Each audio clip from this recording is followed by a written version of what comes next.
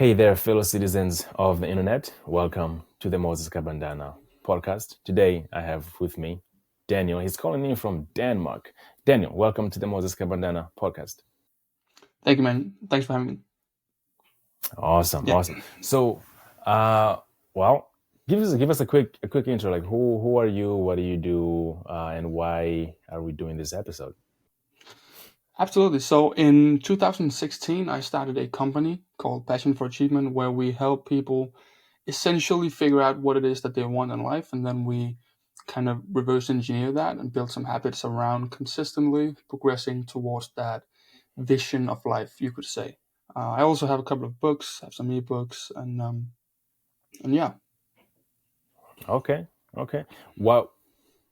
What led you to start the company? Why not, let's say, join a company instead? Like, why start one instead of joining one? Well, I think to explain that one, I think we got to go way further back. I had Okay. a past that was very interesting. I know you and I talked about sharing a little bit about that, which is Yeah. very exciting for me, but also a little yeah, it's good for me to talk about. But so when I was younger, I was a little off track in my life. I didn't really Mm. go to school when I should. I was hanging around with the wrong people. Eventually, that led to, we're talking drug abuse, we're talking hanging around just criminals, and really didn't do well in life in just about every way possible. Okay. Yeah, that was really bad. And it just got worse and worse and worse, as it often does with those things, with addiction and with crime. And it was just a bad thing. And eventually, when I was in my late teens, I was at a point where everything was just like I gotta try something different. I had, Mm. like I said, issues with drugs. I was not working. I wasn't going to school. I wasn't doing anything, and so I knew that this was gonna end bad. This was gonna be a very, very, very bad thing. Uh, I remember being at a vacation home with a bunch of my friends. I think we were like 7 or 8 guys my age, Mm. and one of them came up with this fun little idea that we should make a bet on how old are we going to be. Some people said Mm. 80, some people said 90, and I was just stone cold. I said 21, and I was 20 at the time, and they were Mm. like, come on, Daniel. I was like, Yeah. Yeah. there's no way I'm 25 ever.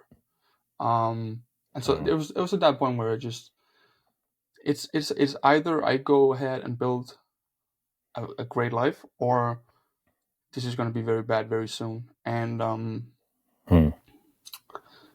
And I don't know why this one I don't know why, but for some reason I felt like I'm either going to build a world class life where I have everything.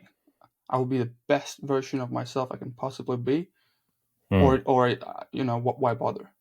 And I'm not Yeah. saying Yeah. that should be the go to for everyone else to just either give up completely or be superhuman, but that was kind of how I felt, and so Mm. I decided to go all in for my family, for my friends, and for me in a way as well. So what I did was I started just every Christmas, every birthday, I would just be wishing for personal development books, books on success, Mm. books on learning from failure, books on setting goals. Um, I started working actually as a full time cashier, and then often at night I was working as a dishwasher on top of the full Mm. time cashier job. Every single dollar I made that I could, that didn't go to food and whatever, I just put into learning and educating myself on personal development. I was going to be the best version I could be, um, Mm. and it just worked. And I just started taking my health seriously. I started setting goals. I started visualizing the kind of life I had. I started having a vision. I started getting good at the things I needed to get good at to build the life that I wanted. And so yeah, I started getting results from that. And so then oftentimes entrepreneurship and personal development is kind of connected. A lot of entrepreneurs want to be the best versions of themselves, and a lot of people that want to be the best they can be are attracted Yeah. to entrepreneurial projects. So that's what happened to me as well. I started, on top of my personal development stuff, I started studying how can I help people, how can I build a business, and then I learned a little bit around that, and I figured the only thing I can really sell or help people with is the personal development journey. And then I just Mm. started slowly but steady, just putting things into little PDFs or little video trainings or whatever, and I started sharing them with people. Um, and it felt great. Eventually, I wrote Mm. a book, which actually became an Amazon bestseller in three different categories, and people started wanting more, and so I built a Facebook group for the readers of that book, and they started Yeah. wanting courses and stuff like that, and I kind of just built passion for achievement off of that momentum, and I've been doing that ever since. Yeah. Wow. That is, it's an amazing journey. It's an amazing journey. Let me dig a little bit deeper on what was happening before the the tragedies, before going off the beaten path, so to speak. What do you think led you to hanging around with the wrong crowd and drug abuse? Do you think was it the lack of structure? Was it that you were looking for an example and you didn't find an example? I mean, like what have you thought about? Like what took you there? Yeah, and I think actually this Yeah. one may be a pretty simple answer. Actually, Okay. so first of all, I lost my father when I was very young. Like he was sick, cancer, Okay. until he died when I was 11 years old. So I think that's definitely what kind of started it. Because then when you're 11 years Okay. old, and for the last two years, you've come home from school every day just watching your hero cry Mm. and so I think, Yeah. yeah, definitely that's when I would I wouldn't really, what's the word in English? I wouldn't really have the capacity to like focus on Mm. school. I wouldn't Yep. want to be that social, at least not with all of the people that were capable of school and being normal, right? So obviously I Yeah. was also more emotional, had more of a temperament, I was more violent. Yeah. And then when you find people that are similar, when I was 12, 13, 14, I was hanging around people that were already doing drugs, already. Yeah. Some of them had guns, which, by the way, in Denmark, I know in the U.S. it's pretty easy to get a gun, but in Denmark, the only people that have that are like really messed up people, right? So Yeah. so, Yeah. Yeah. um, and then it just, yeah, it started Mm. Mm. started partying a little bit, to feel better, try a little, um, try some drugs, like I said, and then that Yeah. became, what started out being, we'll do that once in a while on a Saturday or Friday Mm. night, became, yo, it's Tuesday, but whatever, let's do it anyway, Mm. right? And Mm. then it just Yeah. becomes so, yeah. Okay. Wow. Okay. So, man, personal development. Uh, it's a big umbrella term, right? Personal development, and I feel like a lot of people are almost tired of hearing that term because there's so much junk on the internet, so many courses, so many this, so many that, but there's very few of them have any depth to them, right? Uh, Everyone's going to say something to the effect of, you need to uh, build good habits. You need to, but even just in that term, building good habits, there's been like many books written on building good habits. So the point that I'm trying to get to is that there's a lot of fluff out there, a lot of nonsense information. Um, how did you find useful information? I know you said that you read books, right? So maybe you can go into what books you read, and once you found good information, how do you go about implementing that good information, right? Because there's a big distance between our conceptual understanding of something and the practical implementation of that understanding. So, I don't know if that makes a lot of sense. Yeah, yeah, 100% makes great sense. And I first of all, I just want to Okay. agree with you that there's so much personal development out there, which can basically mean anything. The word personal development, right? It's so Right. vague, Right. and also much of it doesn't really work too much.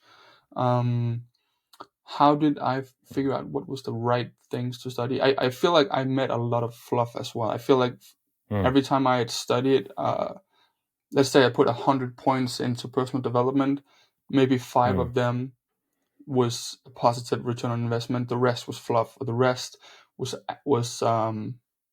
a waste of time or waste of money or whatever. So I wouldn't okay. say I just went straight to the good stuff and just.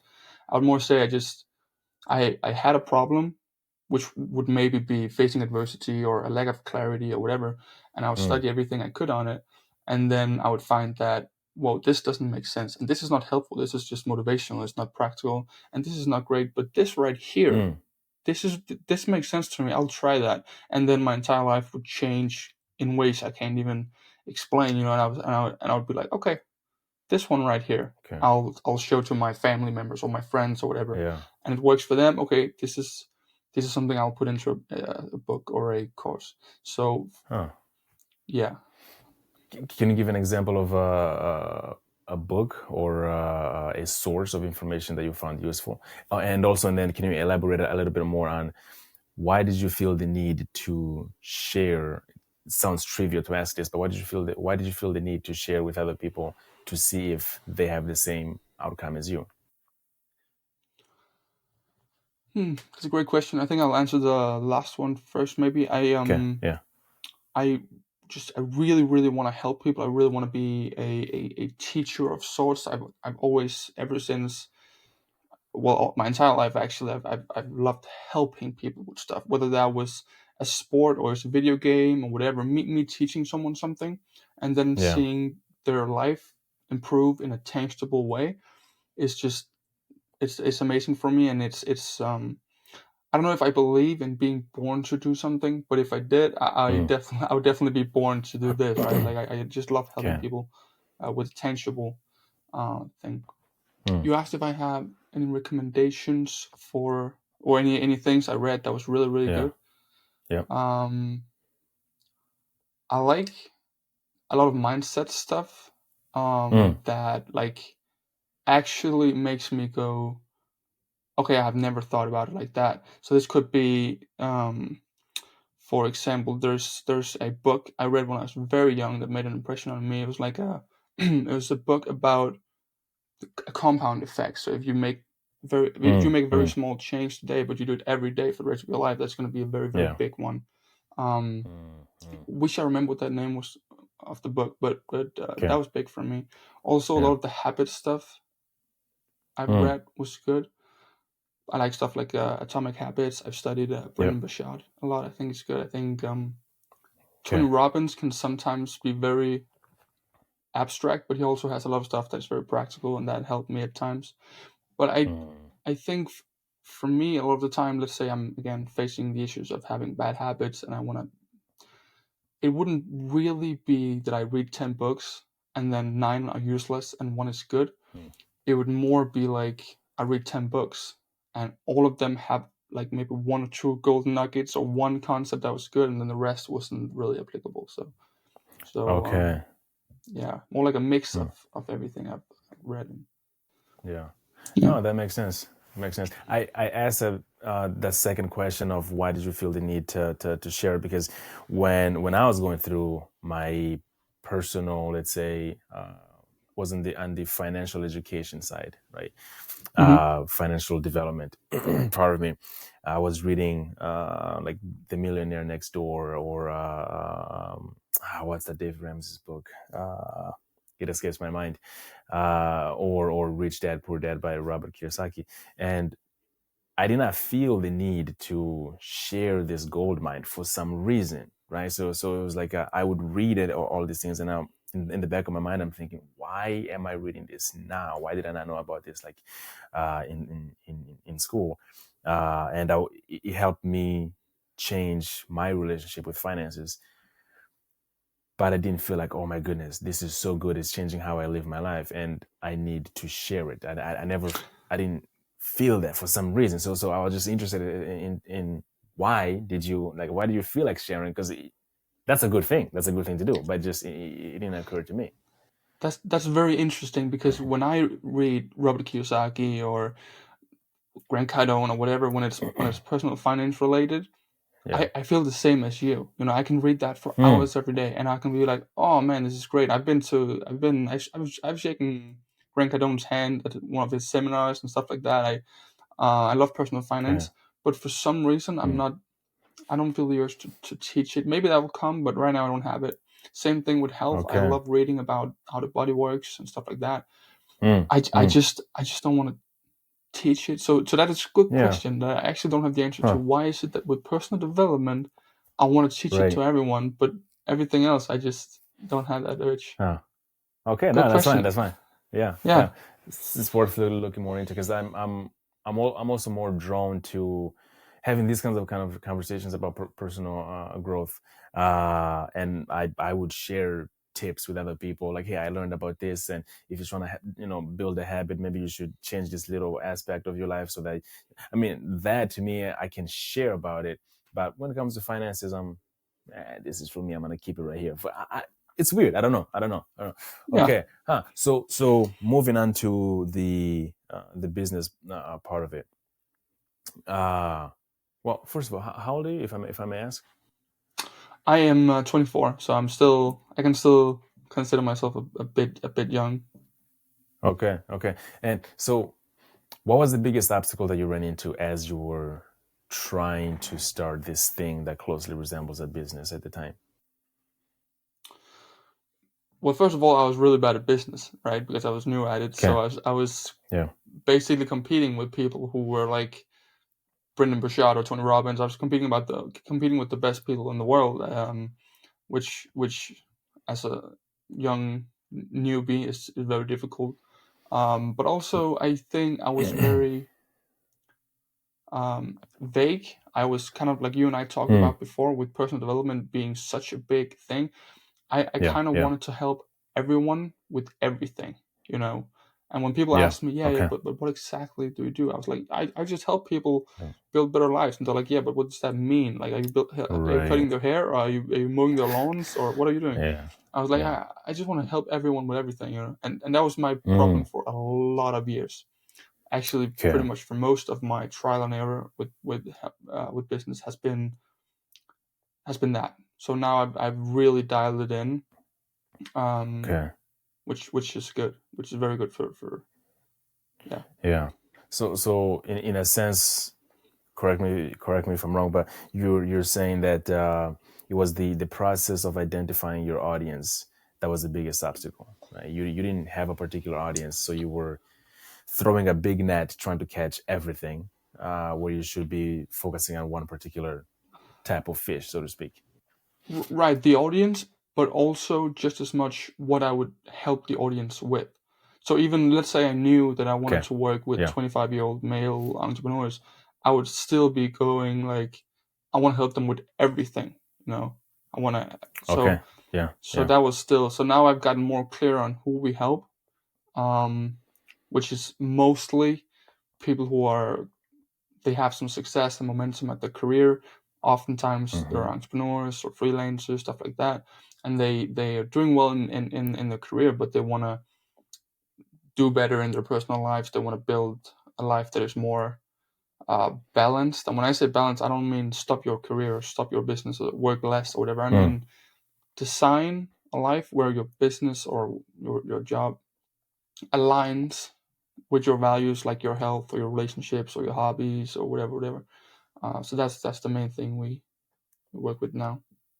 okay. Well, let me just put you on the spot, and let's assume that I'm a client. I'm coming to Mm-hmm. you, and I let's say for some reason I've decided to start a third business. I have two successful ones. They're both brand identity based companies. They're doing well. I decided to start a third one, and it's taking a lot of my time. I don't have to worry about these other two because they're already running at scale. Everything is already systemized. But then I'm starting to spend 10, 12 hours on this other new business, and my family life is starting to crumble a little bit, and so I'm coming to you to help me out. How do you? What's your process to take me on as a client? Like, what does it look like? Yeah, absolutely. So the first step of everything is clarity. And that doesn't sound Okay. sexy. I know it would be way more interesting if I said download this app or go through this Yeah. Yeah. seven-step checklist. But the very first thing is clarity, and Mm, no one has it. This isn't okay. just entrepreneurs or normal job people, whatever. No one has proper clarity. If you ask me, it's like go ask anyone you meet on the streets where they would like to be with their health in 6 months and what that even means. Mm. Maybe they'll say, Yeah. "Well, I would like to be more fit." Well, what does that mean? You want more Right. muscle, Right. Right. less fat? You want better cardio? You want better skin? What does that mean? So Mm, first of all, I would, if you came to me and you said you wanted to balance your work for a better family life, I would say, what does that even mean? What does family life mean to you? What do you want? What's the perfect scenario? You would say, well, I would like more time. More time. What's that? Is that mm. an hour a day? Is it Yeah. Yeah. 30 hours a week? Or so clarity. And an example of this is when I take on a client, we'll not just look at one area of their lives, we'll look at all of the values they have that are important to them. So for example, and this doesn't have to be an area of their lives, but for me, something that is Mm, really important to me is confidence, actually. If mm. I'm confident, I'm a better businessman. I'm a better boyfriend. I'm a better brother. I'm better in every way when I'm Okay. confident. Yeah. And then what I would do is I would then um, identify all of these values for the client that are extremely important for the client to be happy, but also to be maximizing their potential. And this, Mm, let's say, one of them is confidence for me, right? Then I would dive even deeper and I would go into the layers and I would say, okay, what yeah. makes me confident? Well, one thing could be that I know I'm working the best that I can at my business. Another one is looking good. A third Mm, one is whatever, right? And then you can actually dive even deeper and say, looking good. What does that mean?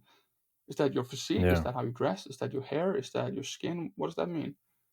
And so then what Okay. we'll do is we'll kind of build this entire like vision where at the top you have, "Okay, this is my life," and then you have these pillars where one of them could be confidence, like it is with mine, or one of them could be having Mm, a great relationship with your wife. And then you kind of dive deeper and dive deeper and dive deeper. Once we have the very little, um, the small steps that make up the small steps that make up the small mm-hmm. step of the, Mm. then we can start building systems around that, right? So, for example, if I want to work out of my business to be confident, then we would build systems that made it easy and sustainable and consistent for me to, well, consistently work Yeah. on that. Yeah. So, yeah.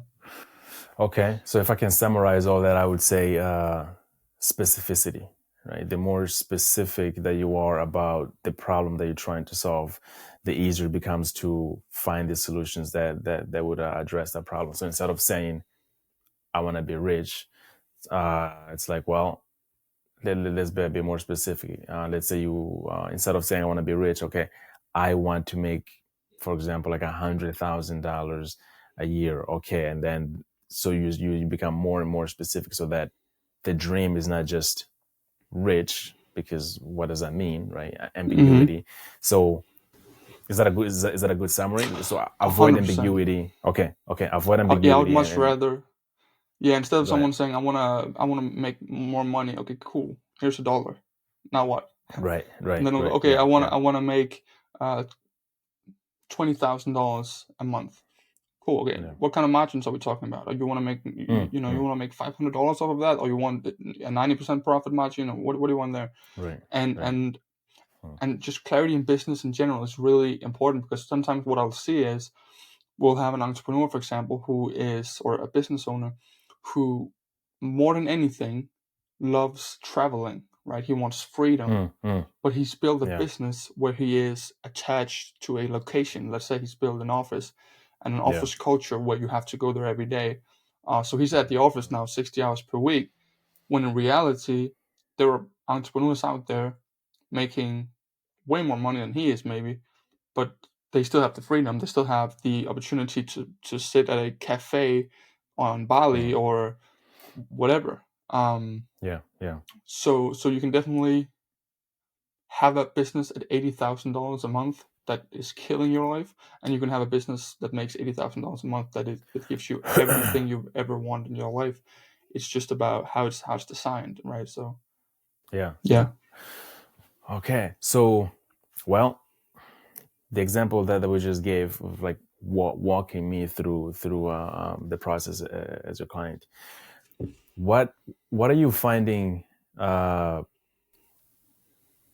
what do you when you once you've found a client, once you've given them a system for them to follow, what are some of the biggest obstacles that are keeping people from going through with the process? So, for example, if you tell me if my goal is to gain more time with my family, and then let's say you prescribe to me, okay, hey, maybe you might have to give up instead of like running in, 5 or 6 a.m. in the morning, you might want to spend that time with your kid before he goes to school. So then, you're Hmm. spending more time with the family, then you can transfer the workout time to later on after work.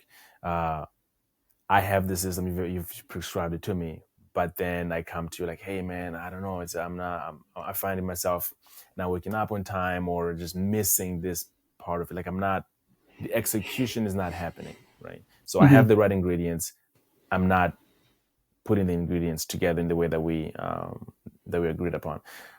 Uh, what does it look like? Like when Right. you're trying to advise someone in this case? Yeah. First of all, before I answer that, I would like to say that the hardest part by far, like completely Mm, by far, is the clarity part. Once people have dialed the vision in as much mm-hmm. as we have when I work with a client, Yeah. um, you take overwhelm away, you take procrastination. Oftentimes, you take that away. Um, Mm, so that's by far the hardest part. So once because people don't often know what it is that they actually want. Like yeah. they struggle being that specific. So that's a very difficult thing for them to fill out with me. But let's say we've filled that out and they're still struggling Mm, with overwhelm or procrastination or stuff like that. yeah. Oftentimes, it's because they want to rely on. Well, I'll say there's two reasons. Well, two main reasons. Um, First one is that they want to rely on things like willpower and motivation instead of building a Mm, system around it. We've all seen it at the yeah. gym, for example. The people that look like superheroes are the people that are there not just when it's convenient, not just when they can convince themselves to go, but people who say, I work out after work on Mondays, Wednesdays, and Fridays. Those are the people that Yeah. really see the results because there's a system. And once there's a system, it becomes more automatic. It becomes a part of you. It becomes a part of your schedule. So that's one part of it, is that leave as little as you possibly can to you making a decision. It should just be Mm, automatic, mm, just be a yeah. system. Another thing is people want to go fast when in reality, and this is going to sound weird, Mm, going the slow way is much, much faster than going the fast way. What I mean by that is, if you want to go the fast way, okay. yeah, I know, I Mm, see, yeah, yeah. it sounds weird. Let's say you want to go the fast way with weight loss, right? What does that mean? Well, let's maybe buy some fad diet of a magazine where you only eat Kenyan herbs and weird berries for Mm, 12 days and then you lose 40 pounds, whatever, right? Some crazy, ridiculous diet like that. That's what a lot of people are attracted to, it's build a profitable business in 8 days or get 20 Tinder mm, dates within tonight or whatever, right? And that's the yeah. fast way. The problem with that is it's very often solid, it's often unreliable, it's often overwhelming. Like if right now, if you put me on a diet where I can only eat salad and cucumber for, Mm, for 8 days or whatever, I would last 12 minutes, dude. I would last 12 yeah. minutes Yeah. and I would lose. And that's what a lot of people Okay. do. They want to just, whereas what I would do and what I've done with a ton of clients, and for example, that primarily wanted to improve their health, is I would say, look, all you got to do is drink a glass of water when you wake up. I don't care if you eat Hmm. 2 bags of chips at night. I don't care if you Okay. whatever. I don't give an F. The only thing Yeah. I care about is that from now on, every single morning, you drink 1 glass of water. Guess what? The next thing, once that is a system, which it'll pretty easy, it'll be pretty easily and pretty fast. Then you build the next little thing, and the next little thing, next little thing, and that sounds really slow. Hmm. The thing Okay. is, people often take a look at themselves maybe 2 months after or 3 months after, and they go, I've Hmm. achieved everything I wanted. Like I've lost Yeah. 20 pounds, or I'm actually starting to get clients in my business, or I'm actually starting to get dates, Yeah. or whatever it is that people buy these fast solutions for. So I would say the Hmm. fastest and most effective, most consistent, and also most effortless approach to progress in life is to go the slow way, quote unquote, which is Mm-hmm. set up a system and then scale it. And then to answer your question, what do we do when people procrastinate? Well, we go smaller. We go smaller. Like Okay. if you Okay. actually struggle with promising me and then living up to it that you're gonna drink a glass of water every day you wake up the next, every day. Well, then we say every 2 days or every 3 days. Hmm. Hmm. And I don't care how small it is. The Yeah. tricky part about all this is getting started. It's not difficult to scale a habit. It's not difficult if you've consistently gone to the gym 2 days a week for a couple of weeks, dude. It's the easiest thing in the world. Scaling that to 3 days a week. It's the easiest thing in the Yeah. world. Yeah. The difficult part is getting started. So that's what I would say to anyone listening to this. If you have the clarity on something you want to improve on, just make the thing as small as you need, even Mm-hmm. like ridiculously small, and then scale the habit once you've built a system around it. So yeah, those are the two things. And by the way, when I say build a system around it, I mean, again, instead of saying I go to the gym whenever I feel like it, you can say I go to the gym Monday, Wednesday, Friday after work. Instead of saying Hmm. I'll study some Robert Kiyosaki once in a while, you say, Yeah. you know what? When I'm eating breakfast in the mornings, instead of being on my phone scrolling Facebook, I'll spend those 15 minutes watching YouTube on Robert Kiyosaki or Dave Ramsey or whatever you want to Hmm. study. Hmm. Yeah. So that's a system, and you can scale that and make it consistent. So. Okay, I like that because that falls right in line with how I approach building new habits. Terrible at it, but whenever I'm actually stick to it, the way that I look at it, the way that the things that works for me is what is the smallest step that I can take towards the goal that I want to achieve. So if Mm-hmm. I'm trying to sleep, for example, like 8 hours every day, I'm like, okay, well, I'm pretty terrible at scrolling through YouTube. I like YouTube, scrolling through YouTube until like midnight. So, and then having to wake up at 6 a.m. So I'm like, well, maybe if I stop at 11:55, can I stop scrolling through YouTube at 11:55 every day for 2 weeks? And sometimes I'm able to do it, but then other times I am not. But when I here's a successful example that I can give. I think it was like this summer, yeah, maybe around June, last week of June, fourth week of June. I decided, you know what, I'm this whole scrolling through Instagram and X now, which was Twitter.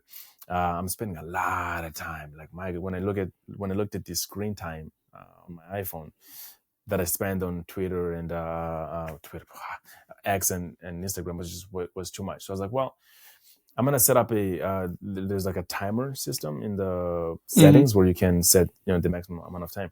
So I was like, well, can I do 1 hour on each application? And I did that for 2 weeks. I was like, okay, well, can I scale it back so that it's 1 hour and between like both combined be 1 hour? Okay, that worked. Now we are in November and I'm down to 45 minutes on both of them combined.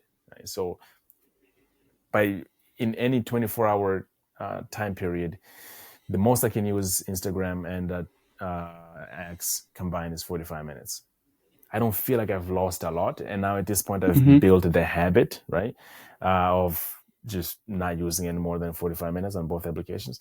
So, but if I had gone from spending those 2-3 hours a day on each application to 20 minutes each application a day right away, it would have been just catastrophic. I'd have been back to where I was before.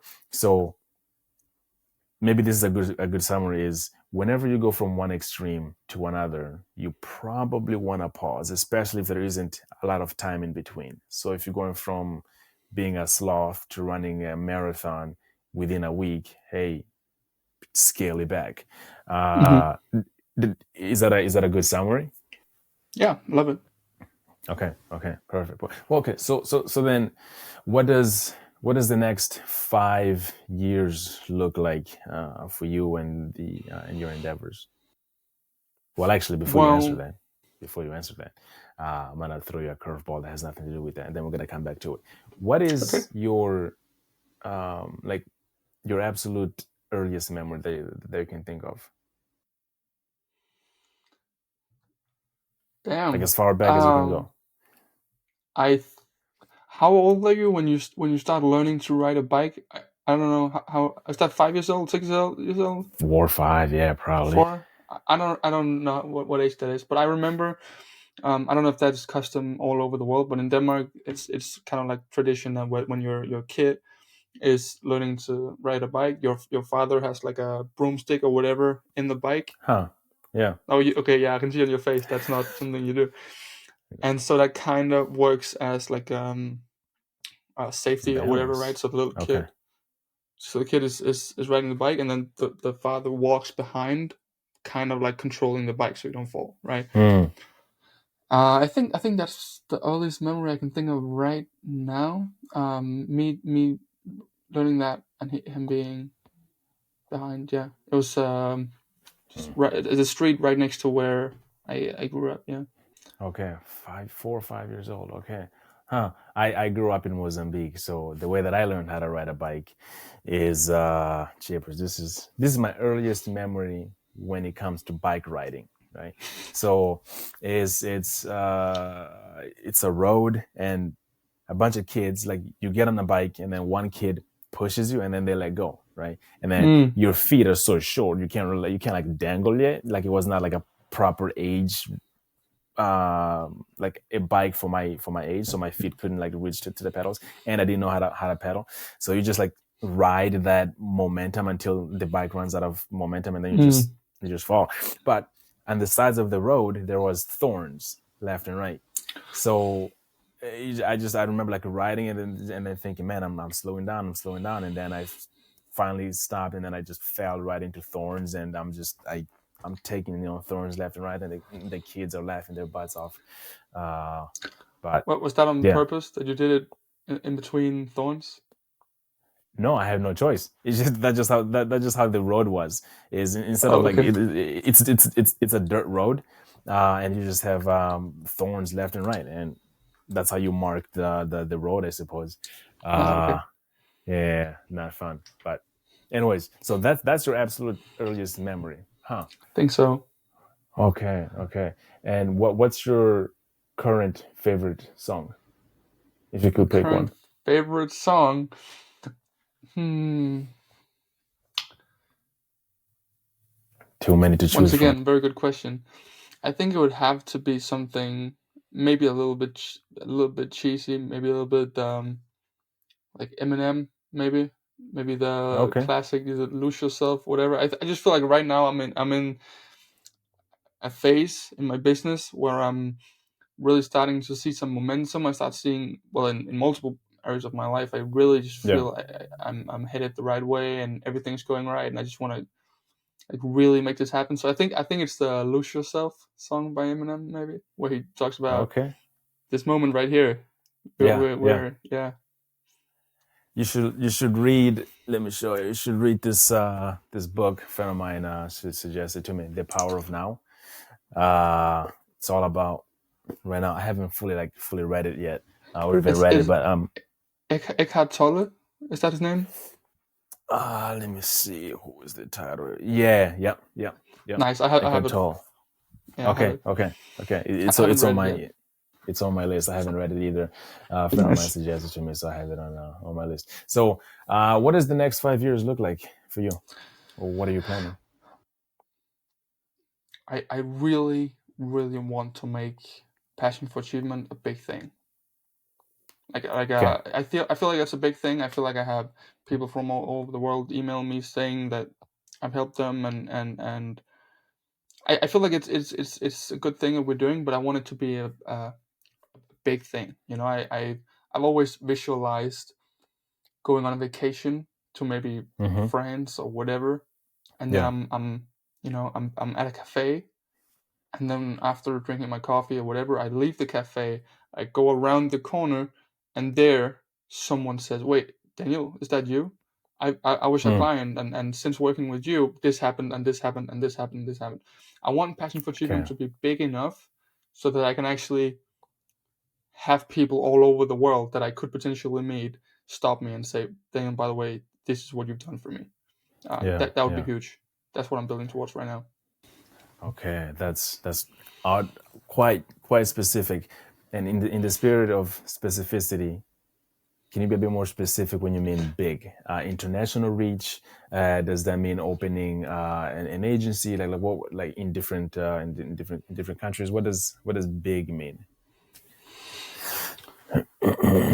Well, right now we are in all English speaking countries, and then we're Yeah. in the countries in Europe that makes sense to be in. And I don't Okay. think that's going to change too much. I don't see Okay. myself ever really going big in like Asia or Africa or Okay. the Middle East or something like that. I think we'll Okay. stick to the countries we're in now, and then I just want to have a bigger impact in those markets. I want to do right now. Obviously, we're doing more personal stuff, right? Where I Yeah. actually take on clients and I work with them and make sure they. But I also want to build like smaller things that everyone can kind of have access to, like Yeah. low ticket memberships, and I want to do more ebooks. I want to do stuff like that. Um, Hmm. yeah, Okay. Okay. That's pretty good. That's pretty good. You have a vision, and it sounds like you have steps to achieve that vision. So that's you are practicing the thing that you're preaching, which is good to hear. Daniel, thank you so much for coming to the Moses Kabandana podcast. Do you have any final thoughts? And if people wanna learn more about you and passion and your company, and like where do they go? Where do they find you? yeah, absolutely. I just want to finish off by saying that to every listener here, I would definitely just recommend figuring out what it is that you want in life, and then make the first starting step as small as possible, and then get started, and then build a system around that. If anyone wants to um, you know check out my company, the company is called Passion for the number four achievement. So that's passion the number four achievement.com, and on there will be a free little, there's no email opt-in or anything, there's like a free little ebook PDF. It's called the World Class Life, and that's a little Hmm. clarity tool that you can grab if you want. Other than that, yeah, Okay. I don't. Yeah, Man, thank you so much for stopping in. Hopefully, we'll get to have another conversation like this in the future sometime. I would love to. Just, yeah, yeah, yeah.